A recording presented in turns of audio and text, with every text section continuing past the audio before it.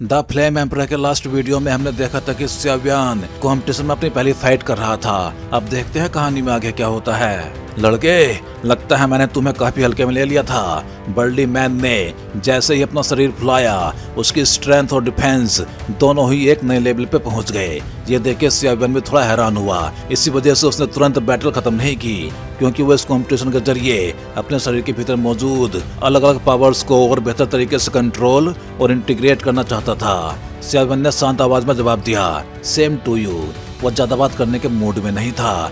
Barley man ने जोर से कहा, तुम सच में काफी स्ट्रोंग हो, लेकिन अगर तुमने मुझे हल्के में लिया तो तुम्हारी मौत बहुत दर्दनाक होगी। इतना कहते ही उसका शरीर फिर से फैलने लगा। सिर्फ एक ही सांस के भीतर वो लगभग 10 मीटर लंबा विशालकाय बन गया। स्याव्यान ने ध्यान से उसे देखा। ये body enchantment technique dragon gods 9 transformations जैसी ही है, लेकिन ड्रैगन गॉड 9 ट्रांसफॉर्मेशंस के सामने ये काफी कमजोर है। फिर भी स्याव्यान ने अटैक नहीं किया। वो शांत खड़ा होके अपने ओपोनेंट को ऑब्जर्व करता रहा। आखिर ये सिर्फ फर्स्ट बैटल थी। अगर वो शुरुआत में ही अपनी पूरी ताकत दिखा के एक ही मूव में ओपोनेंट को हरा देता तो आगे की कंपटीशन में उसकी असली स्ट्रेंथ सबके सामने आ जाती। और ऐसा करना स्याव्यान का स्टाइल कभी नहीं रहा। बर्ली मैन मुस्कुराया, अभी तक मैं तुम्हें हल्के में ले रहा था, लेकिन अब मैं अपनी पूरी ताकत दिखाऊंगा। जिंदगी में बराबरी का ओपोनेंट मिलना भी अपने आप में एक सौभाग्य होता है। इतना कहते ही उसकी स्पीड इतनी बढ़ गई कि हवा चीरने की तेज आवाज पूरे बैटलफील्ड में गूंज उठी।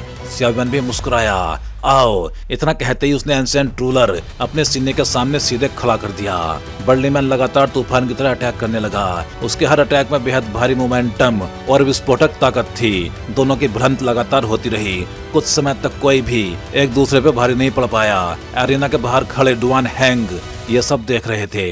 वो मनी मन बोले, यही स्याव्यान है जिसपे वैली मास्टर ने खास नजर रखने को कहा था। अब समझ आया, ये लड़का तो pig pretending to be tiger नहीं, बल्कि tiger pretending to be pig है। अपनी नजर से डुआन हैंग साफ देख सकता था कि अगर स्याव्यान चाहता तो सिर्फ एक मूव में वो बैटल खत्म कर सकता था। एरिना के बाहर बाकी पार्टिसिपेंट्स भी ये फाइट देख रहे थे। उनमें से कुछ पावरफुल एक्सपर्ट्स बोले, ये स्याव्यान लगता है जितना दिखता है उससे कहीं ज्यादा स्ट्रोंग है। उस भीड़ में दो लोग आपस में बात कर रहे थे। उनमें से एक बोला, क्या हुआ मोजियाओ, क्या तुम भी इस लड़के से डर गए हो? मोजियाओ ने ठंडी आवाज में जवाब दिया, बिंगलिंग, तुम्हें इस बार बहुत सावधान रहना होगा। अगर इस कंपटीशन में तुम हार गए तो आइस पैलेस मास्टर तुम्हें आसानी से माफ नहीं करेंगे। और ये स्याव्यान ऊपर से भले ही अर्ली टू स्टार डोजन लगता हो, लेकिन अगर जरा सी भी लापरवाही की तो शायद तुम भी इससे हार जाओगे। बिंगलिंग ने हल्की सी नाक सिकोड़ते हुए कहा, पिछली 8 ग्रेट फैमिलीज कंपटीशन में मुझसे सिर्फ एक गलती हुई थी। अगर इस बार फिर मौका मिला तो जीत मेरी ही होगी। दोनों की बातचीत लगातार चलती रही। उसी भीड़ में एक ब्लैक ओरा वाला मिस्टीरियस आदमी भी खड़ा था। उसने धीमी आवाज में बुदबुदाया, वुड पैविलियन और आइस सोल पैलेस। उसके पूरे शरीर से बेहद अजीब ओरा निकल रहा था। वो ओरा किसी घोस्ट जैसा था, लेकिन घोस्ट से भी कहीं ज्यादा ईविल। और कहीं ना कहीं उसमें आउटसाइड रैल्म ईविल रेस की हल्की झलक भी महसूस हो रही थी। सबसे अजीब बात यह थी कि फोर्ज थंडर वैली के गार्ड्स भी उसकी असली पहचान नहीं पकड़ पाए थे। मोजियाओ वुड पैविलियन का जीनियस डिसाइपल था, जबकि बिंगलिंग आइस सोल पैलेस का सबसे टैलेंटेड डिसाइपल्स में से एक था। दोनों अपनी अपनी फोर्सेस के टॉप जीनियस थे, इसलिए उनकी फोर्सेस उन्हें फ्यूचर का सबसे बड़ा ट्रम्प कार्ड मानकर तैयार कर रही थी। भीड़ में किसी ने कहा, तो ये दोनों वुड पैविलियन और आइस सोल पैलेस से हैं। लगता है फर्स्ट स्टेज अब और भी ज्यादा इंटरेस्टिंग होने वाली है। आखिर वुड पैविलियन और ice soul palace east continent की सबसे पावरफुल फोर्सेस में गिने जाते थे। उनके नॉर्मल डिसाइपल्स से बेहद ताकतवर होते थे, तो फिर उनके जीनियस डिसाइपल्स कितने पावरफुल होंगे, यह आसानी से समझा जा सकता था। उधर एरिना के भीतर बैटल भी अब अपने अंत तक पहुंच चुकी थी। डुआन हैंग की आवाज गूंजी, रिजल्ट तय हो चुका है, हार मान लो। बर्ली मैन ने विश्वास से स्याव्यान की ओर देखा, मैं हार गया। इसमें स्याव्यान का एंशिएंट रूलर उसके गले से 1 सेंटीमीटर से कम दूरी पर रुका हुआ था। बर्ली मैन को जरा सा भी शक नहीं था कि अगर स्याव्यान चाहता तो उसके हार मानने से पहले ही उसकी जान ले सकता था। डुआन हैंग बिजली की स्पीड से एरिना में पहुंचे। उन्होंने एक क्रिस्टल बॉल निकाली, उसमें मैच का रिजल्ट दर्ज किया, फिर ऊंची आवाज में घोषणा की, फर्स्ट राउंड विनर स्याव्यान। यह crystal ball forge thunder valley master का बनाया हुआ एक स्पेशल इन्वेंशन था। सभी एरिनास के रिजल्ट्स उसी में रिकॉर्ड होते थे, जिसकी वजह से पूरे थंडर रैल में डेटा तुरंत शेयर हो जाता था और मैनेजमेंट का काम बेहद आसान हो जाता था। डुआन हैंग ने फिर से कहा, अब सेकंड राउंड शुरू होगा। सेवन एरिना से बाहर आ गया, लेकिन वो वहां से गया नहीं क्योंकि आज ही टॉप 100 तय होने वाले थे, इसलिए थोड़ी देर बाद उसे फिर बैटल करनी थी। अब ये सिर्फ ऑडिशन स्टेज थी। पार्टिसिपेंट्स की स्ट्रेंथ में अभी काफी अंतर था, इसी वजह से हर राउंड बहुत जल्दी जल्दी खत्म हो रहा था। तभी एक हैंडसम युवक सेवन के सामने आके रुका। उसने मुस्कुराते हुए अपना हाथ आगे बढ़ाया। हेलो, मेरा नाम मोजियाओ है, क्या हम फ्रेंड्स बन सकते हैं? सेवन ने सिर उठा के उसकी ओर देखा। उसकी आंखों में हल्की सी शंका दिखाई दी। मोजियाओ तुरंत मुस्कुराया। चिंता मत करो, मैंने बस तुम्हारी बैटल देखी, तुम काफी स्ट्रोंग हो, इसलिए तुमसे मिलना चाहता था। सेवन ने भी हाथ मिलाया। हेलो, मैं सेव्यान हूँ, मोजियाओ ने गंभीर आवाज में कहा। तुम बहुत स्ट्रोंग हो, उम्मीद है फ्यूचर में हम दोनों की एक फेयर फाइट जरूर होगी। सेवन मुस्कुराया। मुझे भी यही उम्मीद है। दोनों ने हाथ छोड़ा और फिर साथ खड़े होके बाकी मैचेस देखने लगे। सेवन मनी मन बोला, क्या वुड फैमिली के सारे लोग इतने हैंडसम होते हैं? लेकिन ये मोजियाओ तो पूरा बैटल मैनियक लगता है। वो ऊपर से जितना साधारण दिख रहा था, असल में उतना बिल्कुल नहीं था, क्योंकि उसकी रियल स्ट्रेंथ लेट 2 स्टार डोजियन तक पहुंच चुकी थी। तभी 100 लीटर की आवाज सुनाई दी। ये वुड फैमिलियन लीचिंग की 8 ग्रेट फैमिलीज में से एक है। इनके पास जरूर कई हिडन ट्रम्प कार्ड्स होंगे।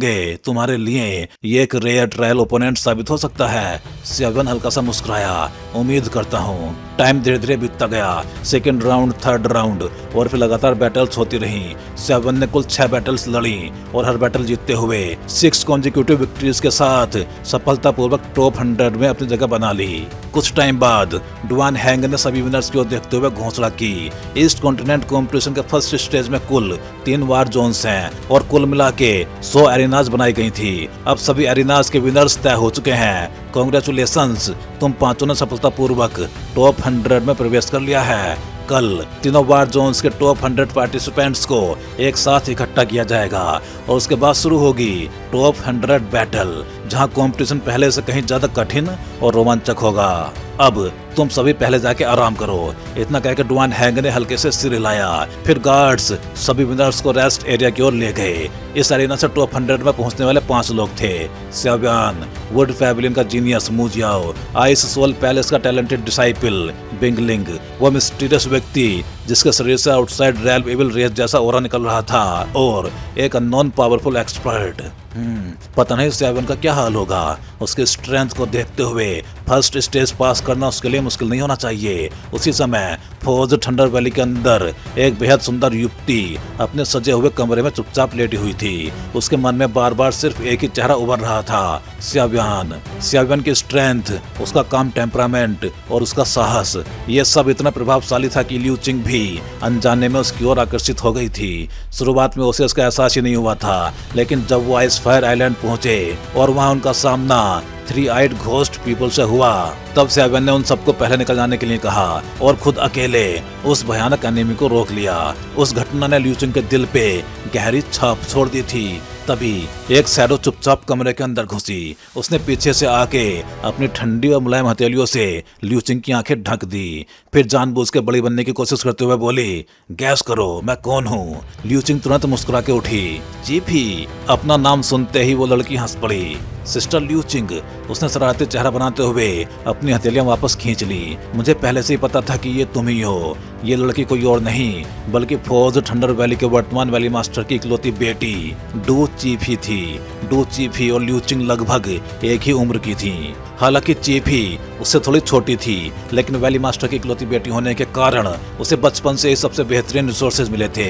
उसका टैलेंट भी असाधारण था। अब उसकी स्ट्रेंथ मिडिल स्टेज 2 स्टार डोजियन तक पहुंच चुकी थी। इतना ही नहीं, उसके पास एंशिएंट फोर्जिंग टेक्निक से बना एक गोल्डन सिल्क आर्मर भी था, जिसकी वजह से उसकी कॉम्बैट पावर कई गुना बढ़ जाती थी। उधर लियू चिंग भी अब अर्ली स्टेज 2 स्टार डोजियन बन चुकी थी। डू चीफी ने उत्सुकता से पूछा, सिस्टर लियू चिंग, आप क्या सोच रही थी? लियू चिंग पॉलिसी की एक हाई रैंकिंग मेंबर थी। जब वो पहली बार ली चैंग आई थी उसी समय फोर्ज थंडर वैली मास्टर के शरीर में छिपी इविल पावर अचानक फिर से भड़क उठी थी। उसे दबाने के लिए लियू चिंग ने खुद एक्शन लिया था। इसी योगदान की वजह से उसे सीधे फर्स्ट स्टेज के लिए स्पेशल क्वालिफिकेशन दे दी गई। पहले से तय 9 लोगों के अलावा 10वीं क्वालिफाइड कंटेस्टेंट वही थी। लियू चिंग ने हल्के से सिर हिलाया।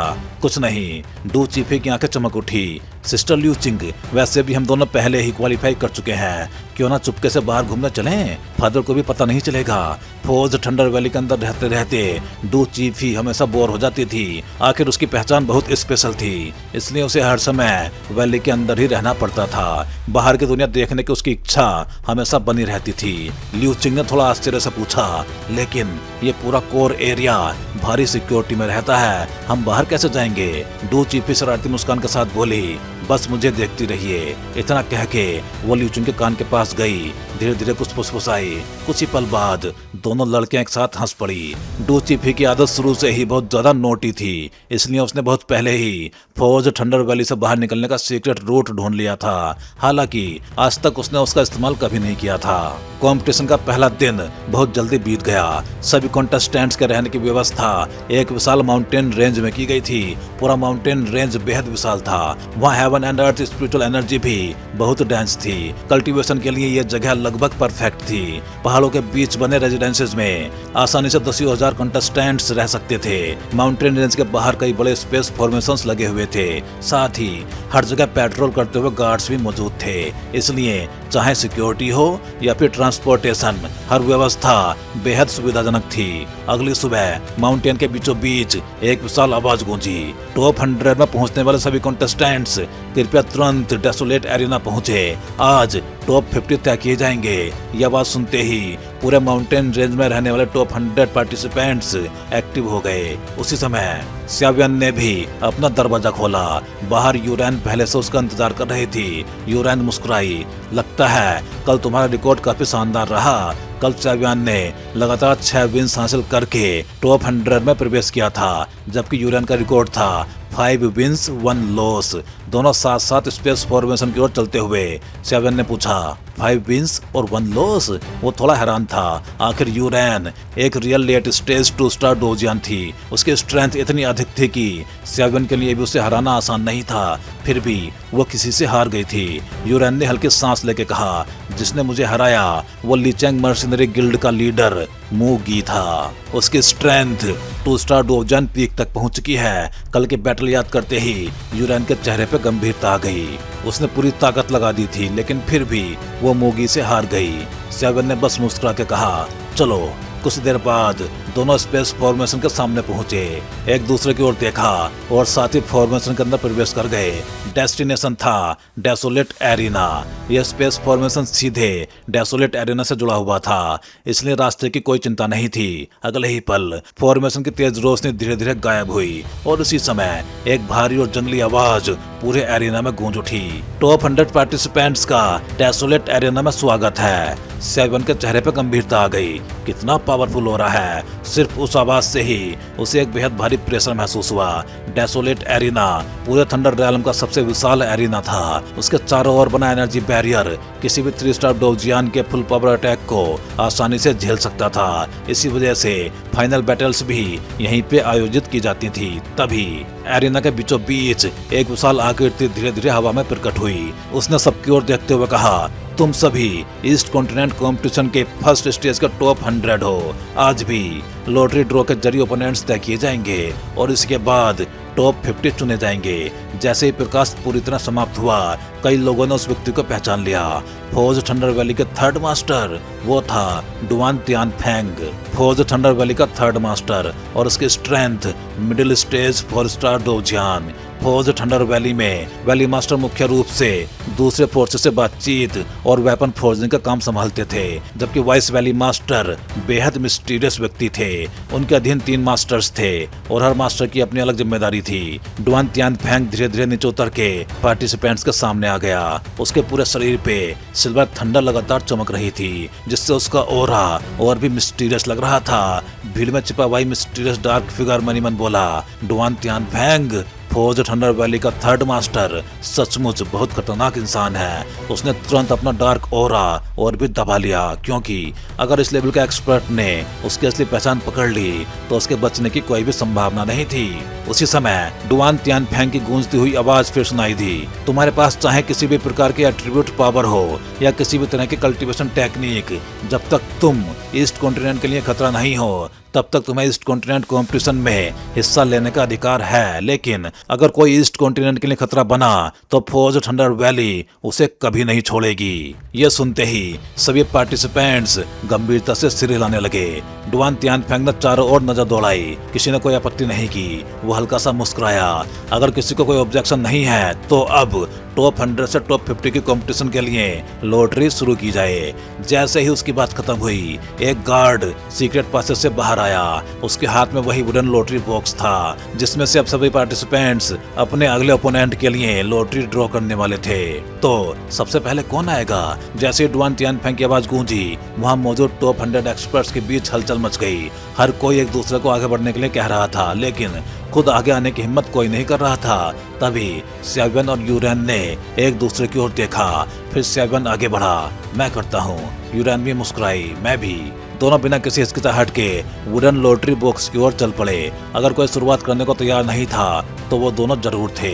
आखिर उन्हें अपनी स्ट्रेंथ पे पूरा भरोसा था। अब इस स्टेज में अपनी ताकत छिपाने का कोई मतलब नहीं था। बस लॉटरी ड्रॉ करनी थी, ओपोनेंट तय करना था और उसे हरा के अगले राउंड में पहुंचना था। जब तक लक बहुत खराब ना हो, उन्हें लेट स्टेज 2 स्टार डोवजियान या 2 स्टार डोवजियान पीक जैसे मॉन्स्टर से सामना नहीं होना चाहिए था। ऐसे एक्सपर्ट से मुलाकात शायद कॉम्पिटिशन के आखिरी राउंड में ही होती। हालांकि इस समय स्यावियन सिर्फ अर्ली स्टेज 2 स्टार डोवजियान था, लेकिन उसकी रियल कॉम्बैट पावर इतनी थी कि अर्ली और मिडिल स्टेज 2 स्टार डोवजियान उसके लिए बच्चों का खेल थे। हाँ, अगर सामने लेट स्टेज 2 स्टार डोवजियान आ जाए तो उसे अपनी पूरी ताकत लगानी पड़ती। आखिर ईस्ट कॉन्टिनेंट कंपटीशन तक पहुंचने वाला कोई भी व्यक्ति साधारण नहीं हो सकता था। कुछ देर तक वुडन बॉक्स में हाथ घुमाने के बाद स्यावियन ने अपनी लॉटरी निकाली। उस पर लिखा था ब्लू 25। उधर यूरेन को मिला ब्लू 20। लॉटरी निकालने से पहले स्यावियन ने एक पल के लिए सोचा था कि कहीं ऐसा ना हो कि उनका मुकाबला आपस में ही हो जाए। इसलिए उसने सोल पावर से वुडन बॉक्स के अंदर झांकने की कोशिश की, लेकिन जैसे ही उसकी सोल पावर अंदर पहुंची, उसे एक बेहद पावरफुल रेस्ट्रिक्शन ने रोक दिया। स्पष्ट था फोर्ज थंडर वैली ने पहले से ही ऐसी चीटिंग की संभावना सोच रखी थी, इसलिए लॉटरी बॉक्स पे स्पेशल रेस्ट्रिक्शन लगा दी गई थी। यूरेन ने राहत की सांस ली। लगता है फिलहाल हमारा मुकाबला नहीं होगा। वो अच्छी तरह जानती थी कि भले ही उसकी स्ट्रेंथ लेट स्टेज 2 स्टार डोवजियान थी, लेकिन स्यावियन के सामने जीत की कोई भी गारंटी नहीं थी, क्योंकि वो पहले स्यावियन की रियल भयानक ताकत देख चुकी थी। अगर दोनों सचमुच पूरी ताकत से लड़ते तो विनर का अनुमान लगाना बेहद मुश्किल होता। इसके बाद बाकी पार्टिसिपेंट्स भी एक एक करके लॉटरी ड्रॉ करने लगे। गार्ड्स और डू तियानफेंग की देखरेख में पूरा लॉटरी प्रोसेस बेहद व्यवस्थित तरीके से पूरा हुआ। ज्यादा टाइम नहीं लगा, सभी ओपोनेंट्स तय हो गए। अब कंपटीशन शुरू होने वाला था। टॉप 100 से टॉप 50 तक पहुंचने में हर मैच का टाइम अलग अलग होना स्वाभाविक था। अगर सामने पावरफुल ओपोनेंट होता तो बैटल लंबी चलती, और अगर ओपोनेंट कमजोर होता तो मैच जल्दी खत्म हो जाता। स्यावियन ने आसपास मौजूद सभी पार्टिसिपेंट्स की स्ट्रेंथ महसूस की। फिर वो थोड़ा असहाय होकर मुस्कुराया। यहाँ सबसे कमजोर व्यक्ति भी मिडिल स्टेज 2 स्टार डोवजियान है, और सिर्फ मैं ही अर्ली स्टेज 2 स्टार डोवजियान हूँ। डू तियानफेंग की आवाज फिर सुनाई दी। अगर सभी लोग तैयार हैं तो कंपटीशन शुरू किया जाए। बैटल का फैसला जीत और हार से होगा। अगर कोई पार्टिसिपेंट हार मान ले तो उसके बाद उसे मारना मना होगा। अगर कोई फिर भी उसे मारता है तो उसका रिजल्ट तुरंत कैंसिल कर दिया जाएगा। लेकिन अगर कोई हार नहीं मानता तो लाइफ एंड डेथ की जिम्मेदारी खुद उसी की होगी। रूल्स बिल्कुल साफ थे। भीड़ में वही मिस्टीरियस डार्क फिगर हल्के से मुस्कुराया। इंटरेस्टिंग।